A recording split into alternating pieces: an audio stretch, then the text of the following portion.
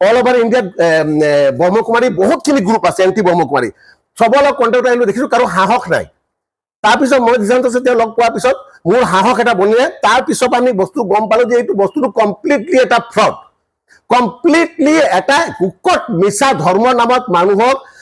এইটো কৰে মানে সাইকোলজিক্যালি তেওঁলোকে পুশ কৰি দিয়ে তাৰ 17-18% মানুহ এনেকুৱা থাকে তাৰ উইকলি কমজোৰ থাকে তাহঁতি সেই মানুহখিনি তাত ফচি যায় সিহঁতে জাল মাৰে বেলেগ বেলেগ প্ৰগ্ৰাম কৰে